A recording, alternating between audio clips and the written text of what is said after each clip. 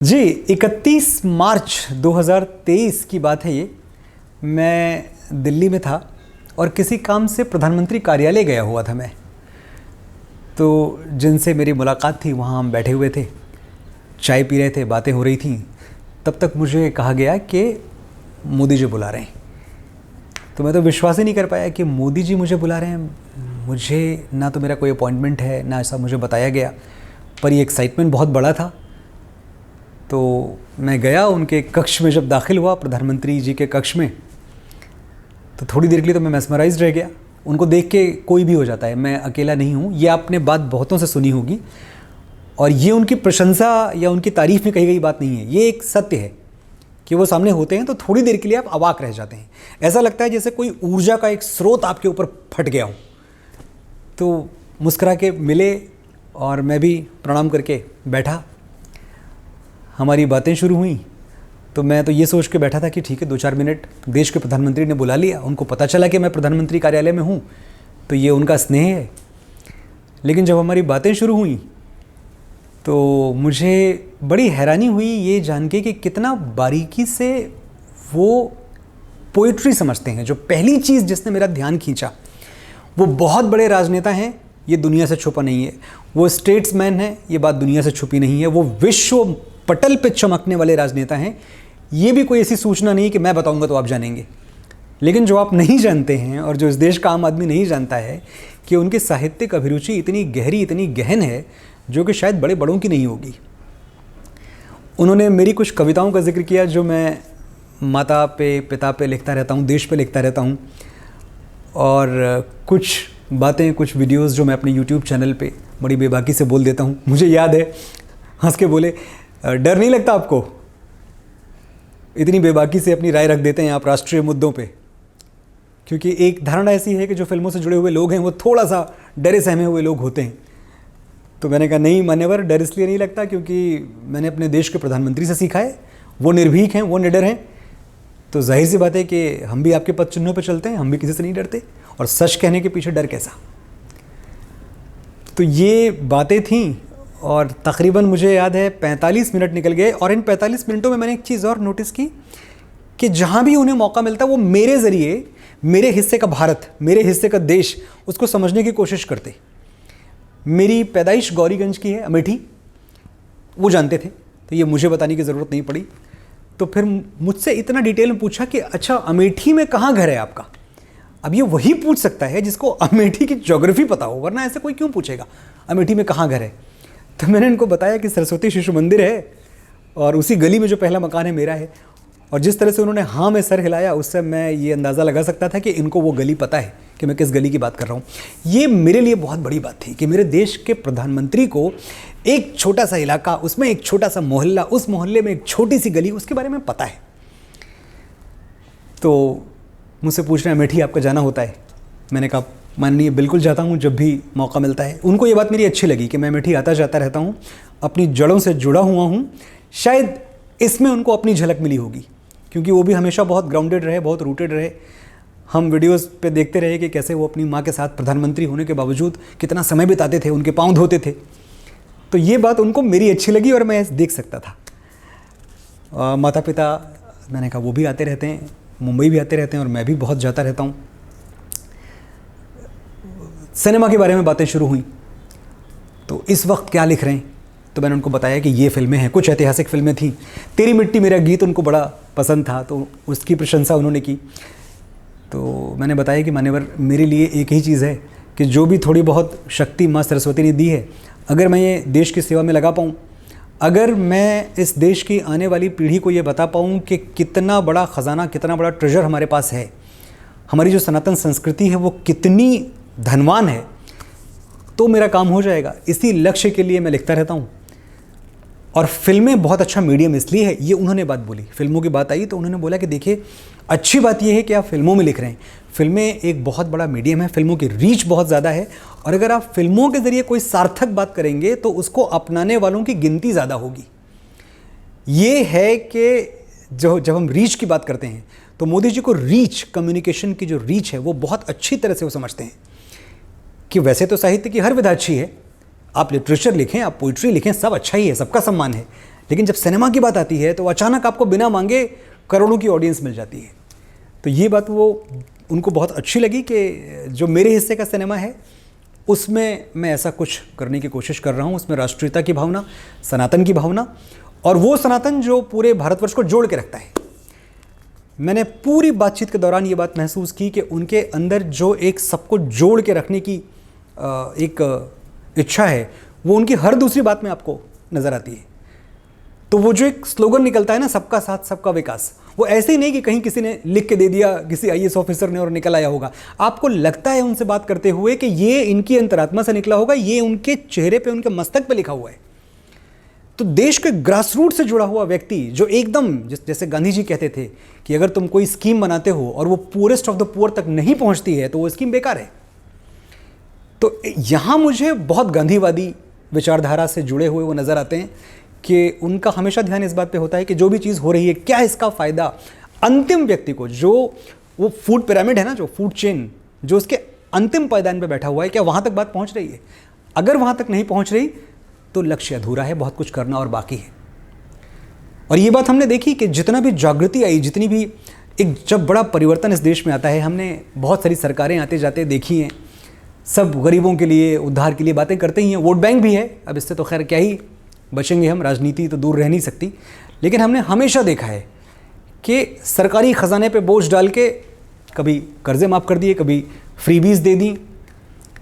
मुझे पहली बारी बात नोटिस हुई थी जब मैंने देखा कि उन्होंने संभ्रांत वर्ग से इस देश के जब ये गुजारिश की, ये प्रार्थना की कि आप सब्सिडी छोड़ दें, एलपीजी कनेक्शंस पे जो सब्सिडी दी जाती है वो तो सबको मिलती है, लेकिन आपको ज़रूरत नहीं है।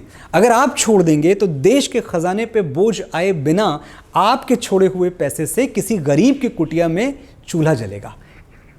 वो माँ जो फूंकनी से कंडा फूंक फूंक के अपनी आंखें लाल कर रही है, हो सकता है उसके घर पे सिलेंडर पहुंच जाए और आपको फ़र्क भी नहीं पड़ा। आपने 100-150 रुपये छोड़ दिया, आपको क्या फ़र्क पड़ा इससे? ये बहुत बड़ी चीज़ थी। तो देश को साथ लेके चलना, हमारे ऊपर एक जिम्मेदारी डाल देना कि ये तुम्हारा देश है भाई, सरकारी सब कुछ क्यों करे, व्यक्ति क्यों ना करे, व्यक्ति पहले सरकार बाद में, सिस्टम बाद में, व्यक्ति पहले।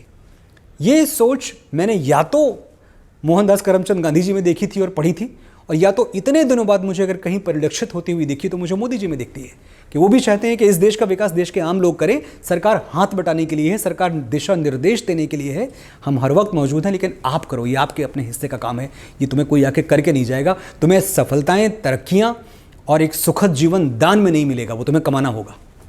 मुझे बड़ी हैरानी हुई जब सूर्यकांत त्रिपाठी निराला से लेकर महादेवी वर्मा, जयशंकर प्रसाद और नरसिंह मेहता तक उन्होंने सबके बारे में इंसाइटफुल बातें की। मैं श्रोता हो गया था। आमतौर पे ऐसा होता है कि मैं श्रोता नहीं होता, मैं ही बोल रहा होता हूँ, लेकिन उस दिन मैं श्रोता था। और क्यों श्रोता था कि जो मुझसे बात की जा रही थी वो बातें मेरी जानकारी से आगे की थी। मैं नहीं जानता था, इसलिए मैं उत्सुक होकर सुन रहा था। थोड़ी देर बाद मुझे हैरानी तब हुई जब उन्होंने बातों बातों में एक दो कविताएं अपनी सुनानी शुरू की, और उनका जो साहित्यिक स्तर था कविताओं का वो इतना बड़ा था कि अब इसे आप धृष्टता कह लें, लेकिन मैंने पूछा, मानिए ये किसकी लिखी हुई है? नहीं, हमने ही कभी लिख दी थी। ऐसे चलते फिरते बोल दिया, हमने ही कभी लिख दी थी। उन कविताओं का साहित्यिक स्तर, और कभी अगर वो पब्लिक डोमेन में आई तो मैं आपसे दावे से कह रहा हूँ कि इस देश के बड़े बड़े साहित्यकार चौंक जाएंगे कि ऐसी कविता उस व्यक्ति ने लिखी है, ऐसा लिटरेचर उस व्यक्ति ने लिखा है जो अपने आप को साहित्यकार ही नहीं कहता, जो कभी पब्लिक डोमेन में एक लेखक के तौर पर स्थापित ही नहीं होना चाहता। हम भारत रत्न आदरणीय पंडित अटल बिहारी वाजपेयी के बारे में बात करते हैं तो हमें पता है कि वो पहले कवि थे, उसके बाद वो राजनेता थे, स्टेट्समैन थे, सब कुछ थे, पर पहले कवि थे और बहुत अच्छे कवि थे। लेकिन यहाँ वही कविता का स्तर, वही साहित्य का स्तर, वही अभिरुचि, वही गहरी समझबूझ, वही एक एक शब्द के साथ एक तालमेल, एक रिश्ता, लेकिन पता नहीं मोदी जी क्यों छुपाते हैं। तो अगर मुझे कभी कहना हुआ तो मैं कहूँगा कि उन्होंने अपना पूरा जीवन, फिर से बोलता हूँ मैं, तो अगर मुझे कभी ये बात उनसे कहनी हुई व्यक्तिगत तौर पे तो मैं एक अनुरोध ज़रूर करूँगा कि आपने अपना पूरा जीवन देश की सेवा में लगा दिया, हम सबको पता है, लेकिन आपको एक साहित्यकार के तौर पे भी थोड़ा खुल के सामने आना चाहिए था, थोड़ा सा लिटरेचर का भी फ़ायदा होता जो आपने नहीं किया। वो कविताएं छपनी चाहिए, वो कविताएं पब्लिक डोमेन में पहुंचनी चाहिए, वो बहुतों को इंस्पायर करेंगी। जी, मैं मोदी जी की बात कर रहा हूँ, जो मोदी जी की लिखी हुई कविताएं, ये फिर से बोल देता हूँ, मोदी जी की लिखी हुई कविताएं पब्लिक डोमेन में पहुँचनी चाहिए, लोगों को पढ़नी चाहिए। और मैं ये बात दावे से कह सकता हूँ कि इतना अनुभव है उनमें, क्योंकि लेखक दो तरह से लिखता है। एक तो ये है कि मैंने बहुत कुछ पढ़ा हुआ है, तो जो मैंने पढ़ा हुआ है उसको मैं अपने तरीके से बोल दूँ। एक होता है कि पढ़ना अलग, मैंने बहुत कुछ जिया हुआ है। मोदी जी की कविताएं पढ़ी हुई या मांगे तांगे की या उधार के अनुभव नहीं है, उनके व्यक्तिगत अनुभव हैं। और जब आप व्यक्तिगत अनुभव की आंच में तपाकर कविताएं सामने रखते हैं तो उनकी महक कुछ और होती है।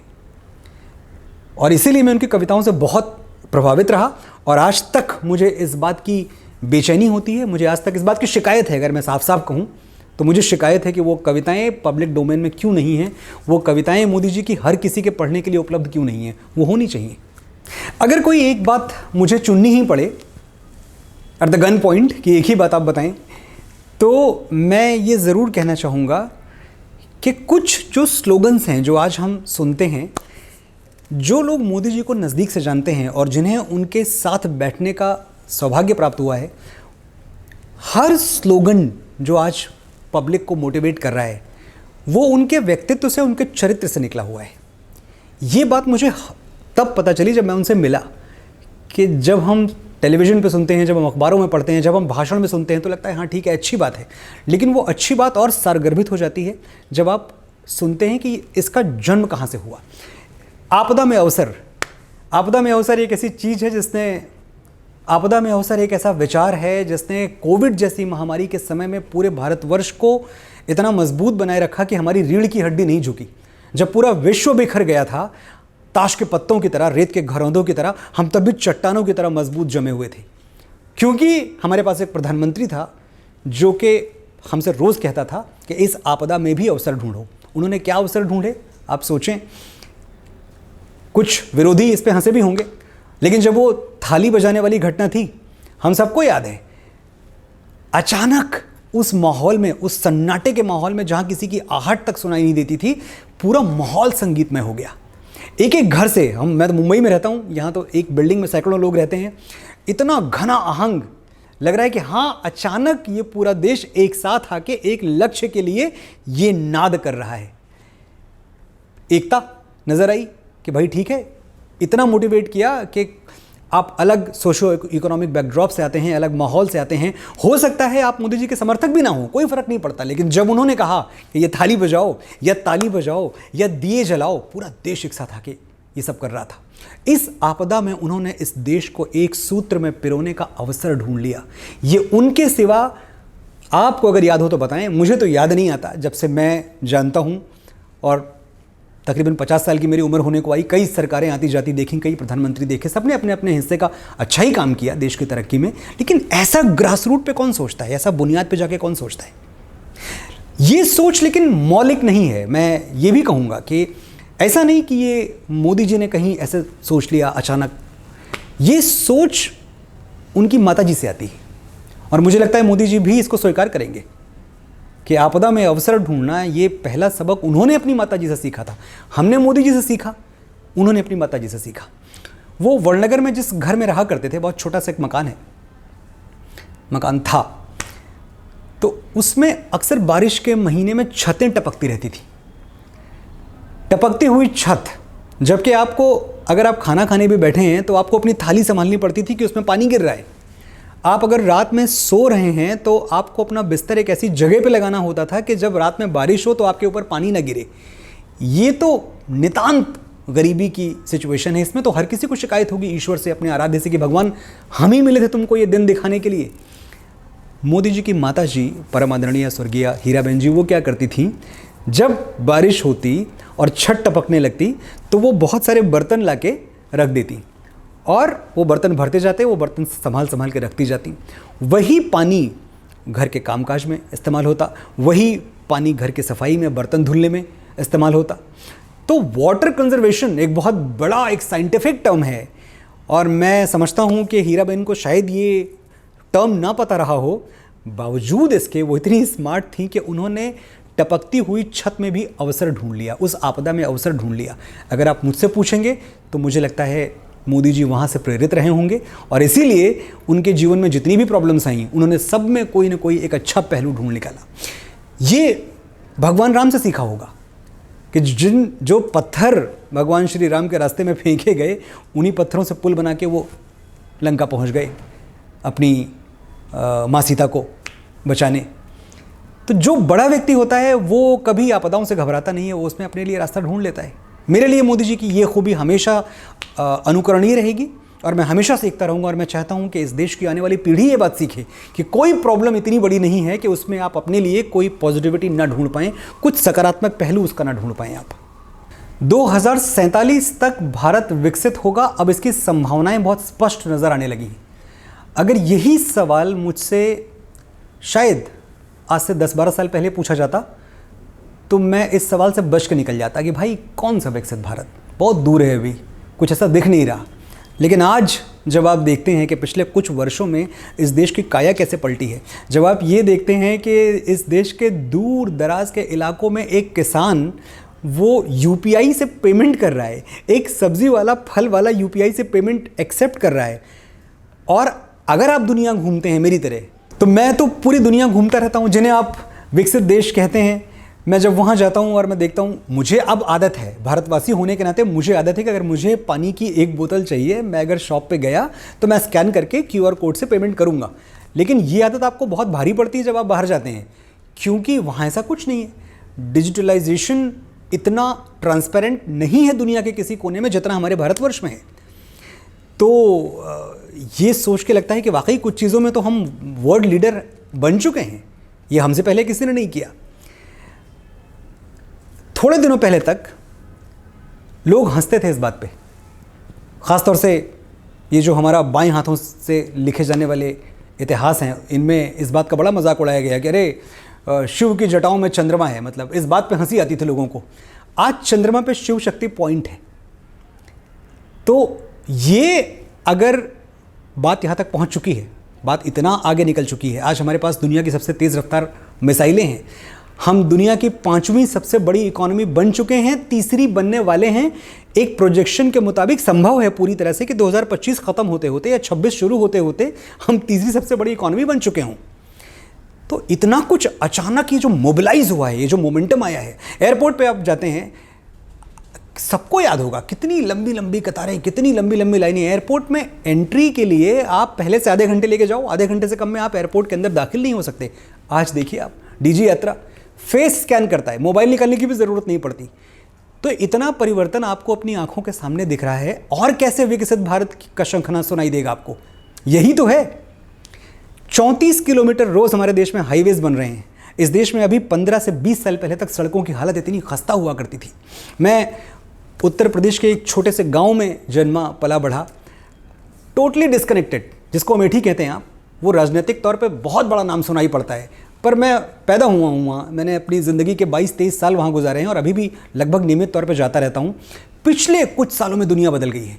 इसके पहले लखनऊ एयरपोर्ट पे उतर के अमेठी जाना ये अपने आप में इतना बड़ा चैलेंज था कि आप 10 बार सोचते थे।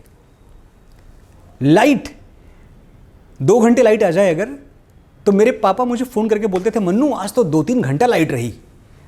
आज 20 मिनट लाइट जाती नहीं है। अब बात क्या होती है कि अरे आज तो 10 मिनट के लिए लाइट चली गई।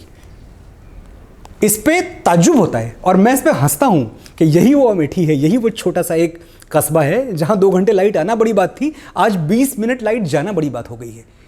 ये परिवर्तन,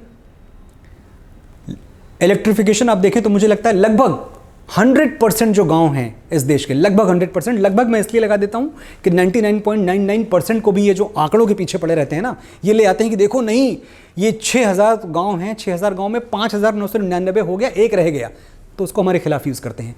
लगभग 100% इंडिया बिजली की व्यवस्था के साथ चकाचौंध है, जगमग है। तो अब भी शक है कि 2047 तक विकसित भारत नहीं बनेगा? मुझे तो नहीं है, ऐसा मैं मानना चाहता हूँ।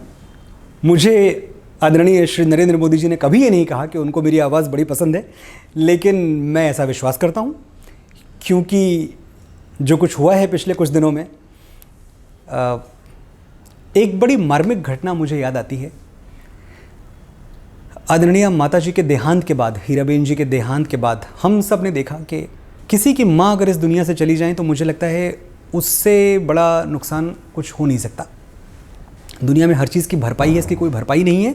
और इस मामले में मोदी जी भी कोई अपवाद नहीं है। जैसे कोई बेटा पूरी तरह से टूट जाता, शैटर हो जाता अपनी माँ को खोने से, मोदी जी भी टूटे, लेकिन उनके टूटने की सीमाएं हैं क्योंकि उनके कंधे पे बहुत जिम्मेदारियां हैं। वो इतना टूटना अफोर्ड नहीं कर सकते। लेकिन मुझे याद है कि माता जी के देहांत के बाद मुझे कहीं से फ़ोन आया और ये कहा गया कि एक चिट्ठी है जो आदरणीय प्रधानमंत्री जी ने अपनी दिवंगत माता जी के लिए लिखी है और वो चाहते हैं कि इसको आप अपनी आवाज़ में भेज दें, रिकॉर्ड करके। तो इसलिए मैं कह रहा हूँ कि उन्होंने मुझे कभी नहीं बोला कि उनको मेरी आवाज़ पसंद है, लेकिन मैं ऐसा विश्वास करता हूँ कि उनको मेरी आवाज़ अच्छी लगती है। तो मैंने कहा हाँ बिल्कुल, आप भेजें चिट्ठी। वो चिट्ठी मेरे पास आई। चिट्ठी रिकॉर्ड करने के पहले मेरे मन में ये था कि हाँ ठीक है, उन्होंने अपनी व्यक्तिगत भावनाएं लिखी होंगी और व्यक्तिगत ही होंगी, वो मैं पढ़ दूंगा, रिकॉर्ड ही तो करना है। मुझे आज तक याद है जब मैं वो चिट्ठी रिकॉर्ड कर रहा था, 17 पन्नों की चिट्ठी थी वो। तो अगर आप एक पन्ने को 2 मिनट पकड़ लें तो तकरीबन 34-35 मिनट की वो रिकॉर्डिंग है। मैं 10 बार रोया वो चिट्ठी पढ़ते हुए, 10 बार मेरा गला भर आया। आधे घंटे के लिए हमें अपनी रिकॉर्डिंग्स होल्ड करनी पड़ी क्योंकि इतनी भावनात्मक चिट्ठी थी वो, इतनी मार्मिक चिट्ठी थी, इतनी करुणा थी एक शब्द में कि मैं 2 लाइनें या 3 लाइनें एक बार में पढ़ूं, उससे ज़्यादा मुझसे पढ़ा नहीं जा रहा था। हीराबेन जी मेरी माँ नहीं थी, लेकिन जितनी देर मैं वो चिट्ठी रिकॉर्ड कर रहा था उतनी देर मुझे ये लगता रहा कि मैंने अपनी माँ खो दी है। वो चिट्ठी बाद में एक वेबसाइट पे रिलीज़ भी की गई। इसके अलावा जब भी इस देश के बड़े बड़े डिसिसिव मोमेंट्स आए, निर्णायक मोमेंट्स आए, मेरी आवाज़ कहीं ना कहीं प्रयोग होती रही। जैसे जब युग युगीन भारत, जो इतना बड़ा संग्रहालय है जिस पे हम सबको, हर भारतवासी को बड़ा गर्व होना चाहिए, जिस दिन वो राष्ट्र को समर्पित होगा उस दिन हम देखेंगे कि क्या चीज़ बन रही है। तो जब उसका प्रेजेंटेशन था, जब उसके बारे में बात होनी थी, जब उसका पूरा विवरण दिया जाना था जनता को, तो वो भी मेरी आवाज़ में दिया गया। मुझे याद आता है कि जब संसद भवन की नई इमारत बन के तैयार हुई और इतना आलीशान संसद भवन बनाए, तो फिर से मेरी ही आवाज़ में संसद भवन का जो डिस्क्रिप्शन था वो आदरणीय मोदी जी ने ट्वीट किया। मुझे बड़ा अच्छा लगा। लेकिन एक बात मैं आपको बताऊं, इसमें कोई फेवरेटिज्म नहीं है। ऐसा नहीं है कि वो मुझे फेवर करते हैं, ये उनकी विशेषता है। उनको जहाँ भी अच्छी कला दिख जाए।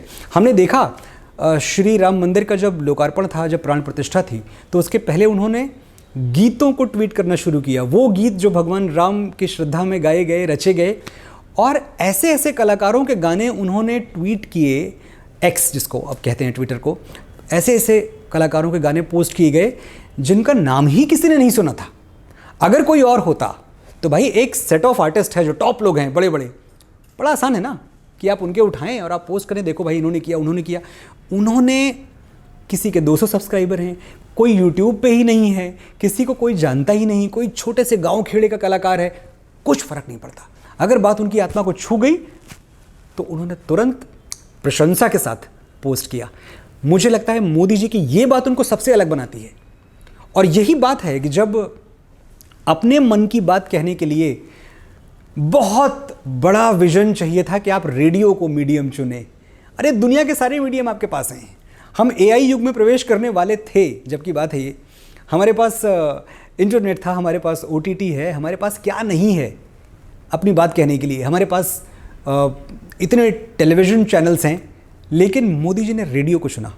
यहाँ से आपको समझ में आना चाहिए कि मोदी जी कैसे, वो जो गांधी जी कहते थे कि poorest of the poor, grass root, वहाँ तक पहुँचना है। क्योंकि उनको ये पता था कि ये जो बाजा है, बाजा कहूँगा मैं इसको रेडियो को, ये बाजा है, इसको कोई भी बगल में टांग के घूमता रहता है और इसकी पहुँच वहाँ तक है जहाँ तक शायद कोई केबल टीवी नहीं पहुँचता, जहाँ तक शायद कोई सैटेलाइट नेटवर्क नहीं पहुँचता, जहाँ तक कोई ओटीटी नहीं पहुँचता, वहाँ तक भी रेडियो पहुँचता है।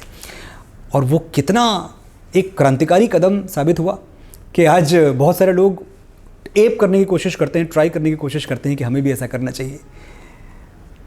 मोदी जी की ताकत जो भारत का जनसाधारण है वो है, और ये दो तरफा बात है। इस देश के जनसाधारण की ताकत नरेंद्र मोदी है और नरेंद्र मोदी की ताकत इस देश का जनसाधारण है। उनको अपनी ताकत कहीं और से नहीं मिल रही है, उनको अपनी ताकत इन्हीं कस्बों से, कूचों से, गलियों से, जबलपुर से, मुरादाबाद से, अहमदाबाद से, बड़ौदा से, जो आम लोग हैं, जो साधारण लोग हैं, जो उनकी एक एक बात पे मोबिलाइज हो जाते हैं, मोदी जी की ताकत वो है। और इसीलिए मैं कहता हूं उनको परास्त करना संभव है।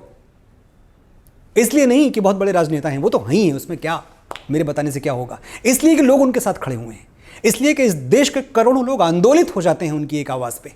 मैंने अपने जीवन में ऐसा प्रधानमंत्री नहीं देखा है, और ये सब प्यार की वजह से है। करोड़ों लोगों को आप डरा के मोबिलाइज नहीं कर सकते। हमने इमरजेंसी का पीरियड देखा हुआ है। मैं तो इमरजेंसी की पैदाइश हूँ, लेकिन बाद में मैंने एक फिल्म की इमरजेंसी पे, तो बहुत मैंने स्टडी किया, मैंने रिसर्च किया। एक बार ये भी कोशिश की गई कि इस देश को एक खुली जेल बना दो, सब कुछ आपके कंट्रोल में है। एक कंट्रोल ये भी है कि लोग इतना प्यार करते हैं, लोग इतना विश्वास करते हैं आपके ऊपर कि आपके रास्ते पे चलेंगे, आप जो बोलोगे वो करेंगे। तो मोदी जी की ताकत ये है। मैं ये समझता हूँ कि इस देश की जो बुनियाद है वो इसकी संस्कृति में है, और इस बात को नरेंद्र मोदी जी बहुत अच्छी तरह समझते हैं। महर्षि अरविंद ने कहा था कि जो देश 3 पीढ़ियों तक अपनी संस्कृति और अपने संस्कारों से दूर रहता है, उस देश का भी सर्वनाश हो जाता है, उसकी सिविलाइजेशन और उसके कल्चर का भी सर्वनाश हो जाता है। इस बात का डर आपको मोदी जी के हर एक्शन में दिखेगा। ये बड़ा पॉजिटिव डर है। मैं उनको बड़ा निर्भीक नेता मानता हूं, लेकिन साथ है कि जो ज़रूरी डर है वो आपके अंदर होनी भी चाहिए। आपको इस बात का डर होना चाहिए कि कहीं आपकी संस्कृति का सर्वनाश ना हो जाए। ये डर उनके अंदर है। और देखें आप, जब वो पावर में आते हैं, जब वो सत्ता में आते हैं, तो सड़कें भी बनती हैं, मंदिर भी बनते हैं। दो तरफा ये जो विकास है ना, ऐसा नहीं कि हमने सिर्फ और सिर्फ आपने हाईवेज बनाए, बहुत अच्छी बात है, आप स्कूल बनवाएं, हाईवेज बनवाएं, आप अस्पताल बनवाएं, आप विश्वविद्यालय बनवाएं, लेकिन इसके साथ जो इस देश की कल्चरल हेरिटेज है उसको कौन संभालेगा? वो भी तो आपकी जिम्मेदारी है। जब काशी विश्वनाथ कॉरिडोर बनता है और मेरी माता जी जो कि लगभग इमोबिलाइज हैं, वो चल नहीं पाती हैं, वो काशी विश्वनाथ जाके दर्शन करके आती हैं और मुझे फ़ोन करके बोलती हैं कि बिना किसी वीआईपी प्रोटोकॉल के, बिना किसी पुलिस व्यवस्था के, मन्नू मुझे, मेरे पापा को कहती हैं कि तुम्हारे बाबूजी मुझे ले गए, और मेरी माँ की उम्र जब वो गई थी तो शायद 74 साल रही होगी, और मेरे पापा की उम्र 84 साल रही होगी। 74 साल और 84 साल के दो बुजुर्ग काशी विश्वनाथ कॉरिडोर बनने के बाद जाके बाबा के दर्शन करके वापस अपनी गाड़ी में आराम से आके बैठ गए, और कोई प्रोटोकॉल नहीं था। इस बात से मुझे खुशी मिली, क्योंकि मैंने देखा है, मैं पहले भी गया हूँ बाबा के मंदिर में, मैंने देखा है कितना मुश्किल है ये, कितना कठिन है। जब आप महाकाल का कॉरिडोर देखते हैं, आलीशान कॉरिडोर बना हुआ, एक एक चीज़ लग रहा है सेलिब्रेट की जा रही है, जो भारत की संस्कृति है सेलिब्रेट की, धूम मची हुई है, जश्न चल रहा है। महाकाल कॉरिडोर बहुत ज़्यादा सुंदर है। अभी तो अभी कई बार गया, लेकिन अभी थोड़े दिनों पहले गया, तो जब आप देखते हैं कि वो महाभारत का जो विहंगम दृश्य है, जहाँ अर्जुन को भगवान श्री कृष्ण गीता का उपदेश दे रहे हैं, वो आकृतियाँ जब आपके समक्ष उतरती हैं, आप स्तब्ध रह जाते हैं, और आपको अपनी गौरवशाली संस्कृति पर इतना गर्व होता है कि वाह क्या बात है, हम कहीं भी पैदा हो सकते थे। भगवान का जीपीएस थोड़ा राइट लेफ्ट हो जाता तो पता लगा बांग्लादेश पैदा हो गए या पाकिस्तान पैदा हो गए, लेकिन क्या सौभाग्य है कि भारतवर्ष में पैदा हुए। एक भारतवासी होने का जो गौरव है, वो आदरणीय मोदी जी के पावर में आने के बाद इस देश का हर व्यक्ति महसूस करता है। ये बड़ी चीज़ है, और ये एकदम, मैं नॉन पॉलिटिकल बात बोल रहा हूँ, इसमें कोई राजनीति नहीं है। दिल पे हाथ रख के आप उनके बहुत सारे विरोधियों से पूछेंगे ना, जो उनके घोर विरोधी हैं, क्योंकि विरोध करना भी मजबूरी है, विरोध करना भी रोजी रोटी है इस देश में बहुतों की, अच्छी चीज़ है, आप करें विरोध, वो तो कहते हैं कि खुल के विरोध होना चाहिए, लेकिन कभी आप उनसे पूछेंगे दिल पे हाथ रख के, तो वो भी बोलेंगे कि हाँ काशी विश्वनाथ जाके अच्छा लगा, हाँ महाकाल कॉरिडोर गए देखा अच्छा लगा, केदारनाथ कॉरिडोर देखा अच्छा लगा। कोई इससे इनकार कर सकता है? तो मोदी जी की जो प्रतिबद्धता है, जो उनका कमिटमेंट है इस देश की संस्कृति को संभाल के रखने का और इस देश की संस्कृति को आगे ले जाने का, वो अवर्णनीय है। और मैं समझता हूँ कि अगले 5 साल अगर ऐसे ही हम चलते रहे, तो शायद जो हमारे पीछे के दुख दर्द हैं वो कट जाएंगे, क्योंकि 70-75 सालों के दुख दर्द पिछले 10-12 सालों में कटे हैं, बहुत कुछ ऐसा हुआ है। अब जब आप जय श्री राम बोलते हैं तो आपको डर नहीं लगता कि कहीं आपको कोई पलट के जेल में डाल देगा, या आपको ऐसी नज़रों से देखेगा कि लगेगा कि आपने कोई अपराध की भाषा बोल दी है। आप क्रिमिनल हैं, मैंने वो दौर देखा है। आप जय श्री राम बोलें तो ऐसा लगता था कि कुछ आपने पाप कर दिया, कहीं किसी ने सुन तो नहीं लिया। आज देखिए गर्व से बोलते हैं जय श्री राम। ये सांस्कृतिक रेनेसां है, ये एक परिवर्तन है, और इस परिवर्तन के लिए नरेंद्र मोदी जी न सिर्फ बधाई के पात्र हैं, बल्कि हम सबको ये मानना चाहिए कि उनके बिना ये संभव ही नहीं था, ये बात कभी शुरू ही नहीं होती। और एक बात पे तो बड़ी खुशी होती है जब आप देखते हैं कि 500 वर्षों का वनवास काट के हमारे रामलला सरजू के तट पे अपनी नगरी अयोध्या में वापस आ चुके हैं, विराज चुके हैं, और अब दिन रात रामलला के होने का उत्सव है। मैं 1976 की पैदाइश हूँ, मैंने बोला इमरजेंसी के दौरान की। मैंने जो भारत देखा है, मैंने जो जीवन अपनी आंखों से देखा है, जब मैं कॉलेज में था, जब मैं स्कूल में था, मुझे विश्वास ही नहीं था कि कभी ये दिन भी हम अपनी आंखों से देखेंगे। मेरे पिताजी ये बात हमेशा मुझे कहते थे कि मन्नू ये हमारे जीवन में तो नहीं होगा, अगर कभी तुम्हारे जीवन में हुआ तो हमको याद रखना। कार सेवा में जाते थे, वो बच्चा बच्चा राम का जन्मभूमि के काम का, वो श्री राम लिखा हुआ, जय श्री राम लिखी हुई ईंटें मेरे घर में आती थीं। लेकिन मेरे पापा हमेशा कहते थे कि मेरे जीवन में नहीं होगा ये एक ऐसा लक्ष्य है, एक ऐसा मिशन है जिसके लिए हम समर्पित हैं, लेकिन साथ ही ये भी पता है कि होगा नहीं, कभी होगा जब होना होगा। उनके जीवन में, उनकी आंखों के सामने रामलला की प्राण प्रतिष्ठा होती है। 84 साल का एक बुजुर्ग दहाड़े मार के रोता है, खुशी के आंसू रोता है। ये दिन हमें किसने दिखाए और कितने भाईचारे के साथ दिखाए। दुनिया के किसी देश में यह संभव नहीं था कि 500 साल से चली आ रही एक लड़ाई इतनी शांति प्रियता के साथ समाप्त हो जाए। ना कहीं से कोई आक्रोश, ना कहीं से कोई रोष, ना कोई आगजनी की घटनाएं, ना किसी आतंक की घटनाएं, कुछ नहीं, सब शांति से। क्यों? क्योंकि बात न्यायालय में थी, और ये बहुत स्पष्ट तरीके से कह दिया गया था सरकार की तरफ से भी और आदरणीय मोदी जी की तरफ से भी कि जो न्यायालय का फैसला होगा वो सर्वमान्य होगा, इसके आगे किसी की नहीं चलेगी। इस देश में जुडिशरी है, जुडिशरी टॉप पे है, और ये बात मैं जानता हूं कि भगवान न करे अगर ये फैसला हमारे विरुद्ध आता तो भी उनको स्वीकार होता। लेकिन आज देखिए कितनी बुझती हुई आंखें बुजुर्गों की चमक उठी हैं। मैं समझता हूं पता नहीं कितने लोगों का जीवन 5 साल 7 साल बढ़ गया। मेरे पिताजी जैसे लोगों का, उनका जीवन बढ़ गया है, वो अब 5 साल और जिएंगे, जितना जीते उसमें 5 साल और जिएंगे। क्यों? क्योंकि अब वो जाते हैं शान के साथ, सरजू में डुबकी लगाते हैं। वही सरजू जो कभी कर सेवकों के रक्त से लाल कर दी गई थी, आज उसमें श्रद्धा के फूल तैरते हैं। आज वो अयोध्या हजारों लाखों राम भक्तों की पगधूलि से आकाश का रंग भगवा हो चुका है। ये मैं और आप इसकी जितनी वैल्यू करें, इस पे जितना गर्व करें, कम है। लेकिन साथ ही ये हमसे भी ज़्यादा मैटर करता है, हमसे भी ज़्यादा इसका मोल है हमारे बुजुर्गों के लिए, हमारे बड़ों के लिए। आदरणीय मोदी जी ने मेरे एक गीत की बड़ी प्रशंसा की, तेरी मिट्टी में मिल जावा, गुल बन के मैं खिल जावा। ये प्रशंसा उस वक्त आई जब तक मैं उनके साहित्यिक रूप से भी परिचित हो चुका था, तो इसलिए मेरे लिए ये प्रशंसा ज़्यादा मायने रखती है। देश का प्रधानमंत्री तारीफ कर रहा है, बहुत अच्छी बात है, हम खुश हैं, लेकिन एक बड़ा साहित्यकार प्रशंसा कर रहा है, ये और ज़्यादा खुशी की बात है। फिर इसके बाद उन्होंने एक बड़ी अच्छी बात कही जो कि मैं जानता तो था, लेकिन जब उन्होंने ये बात पिन पॉइंट की तो मुझे ज़्यादा समझ में आई। उन्होंने बोला जो सिनेमा का मीडियम है ये बहुत बड़ा मीडियम है, बड़ा सशक्त मीडियम है। साहित्य की जितनी विधाएं हैं सब अच्छी हैं, और ये मैं मोदी जी को कोट कर रहा हूँ, ये उनका कहा हुआ है कि साहित्य की जितनी विधाएं सब अच्छी हैं। आप इतने बढ़िया नॉवेल लिखे जाते हैं, इतनी अच्छी बातें की जाती हैं, कुछ भी करें आप, लेकिन जब आप सिनेमा के ज़रिए बोलते हैं तो बात बहुत दूर तक पहुंचती है, बात करोड़ों तक पहुंचती है। 4 से 5 हज़ार थिएटर्स में फिल्में रिलीज़ होती हैं। अगर आप कोई सही बात करेंगे, कोई सच्ची बात करेंगे जिसमें इस देश का भविष्य छुपा हो, जो इस देश के वर्तमान और भविष्य के लिए अच्छी हो, तो उसकी गूंज आपको बहुत दूर तक सुनाई पड़ेगी। सिनेमा का जो कंजम्पशन है वो बच्चों में बहुत ज़्यादा है, जो इस देश की आने वाली पीढ़ी है उसमें बहुत ज़्यादा है। उनको मोटिवेट करने की ज़रूरत है, उनको सही वैल्यूज़ देने की ज़रूरत है। तो Manoj ji, and I am again quoting है, मनोज जी आप अपनी लेखनी का, अपनी कलम का और सिनेमा जो माध्यम आपके पास है उसका प्रयोग हमेशा सही संदेश फैलाने के लिए, एकता बढ़ाने के लिए देश की, और शांति प्रियता बहाल रखने के लिए इस देश में आप हमेशा उसका प्रयोग कीजिएगा। इसीलिए मैं एक बात बार बार कहता हूँ कि उनके मन में जो सबसे टॉप पे चलता रहता है, मैंने ये रिपीट मैं इसलिए कर रहा हूँ क्योंकि उन्होंने मेरे साथ रिपीट की। उनके मन में टॉप पे ये दिखता है कि ये देश मेरा जोड़ा रहे, अखंड भारत। ये अखंड भारत वाली बात लगता है कि जो उनका एक सपना है कि कहीं कोई दरार ना पड़ जाए, कहीं भाई भाई से लड़ न जाए किसी बात पे, इतना बड़ा परिवार है, होता ही रहता है। उनकी कोशिश हमेशा ये रहेगी, और मैं ये बात आपको दावे से कह रहा हूँ कि जब तक आदरणीय मोदी जी सत्ता के शीर्ष पे विराजमान हैं, तब तक इस देश में विघटन की कोई गुंजाइश नहीं है। बड़े बड़े लोग आ जाएं, हमारी एकता को तोड़ने की कितनी भी कोशिश कर लें, हमारी एकता के सीने पे पांव रख के गुजर जाएं, हमारा बाल बांका नहीं कर सकते, क्योंकि कोई है जो हम सबको डांट सकता है कि बंटना नहीं, एक हैं तो सेफ है।